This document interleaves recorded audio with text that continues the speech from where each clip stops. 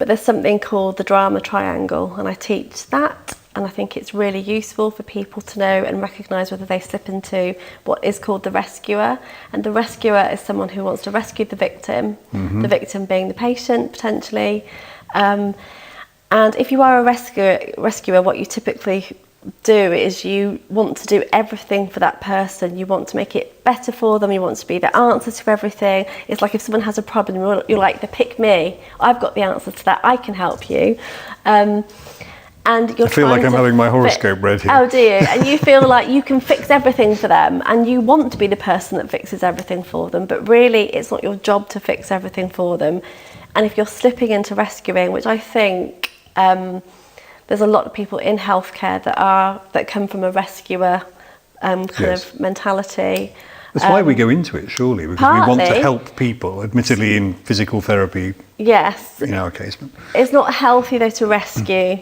We want to kind of be more functional and enable someone to do something for themselves. But when you're rescuing someone, you're actually just trying to do everything for them.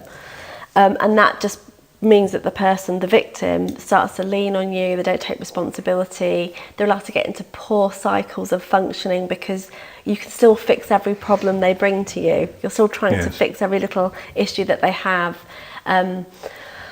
Whereas actually a more powerful way of kind of dealing with that is to, like I said, be more empowering in your role. So to become the empowerer and not to rescue. It's a very different way of being psychologically. And that again goes back to you as a practitioner. That's not about them.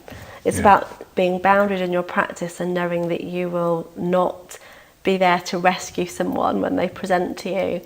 And that will look like signposting because you can't fix everything, and nor should you. There is presumably a danger in becoming that rescuer, because if you are seen in that role and at some point you have to switch it off and say, no, I can't do that, then the relationship might get, I don't know, perhaps shall I say a bit more hostile? Or It's why you should never be it from the get-go. Yeah. And it's possibly one of those reasons for complaints to the General Counsel, because then someone turns against their practitioner and looks for reasons to make their life miserable.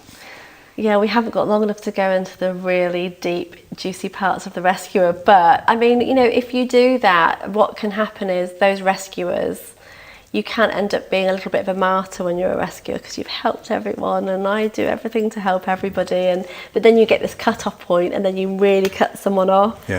Whereas actually if you were just firm and fair from the start and boundaried in your practice and recognise that your need to rescue comes from your own deep psychological need to feel needed, that's a different issue altogether as to why you presented with that.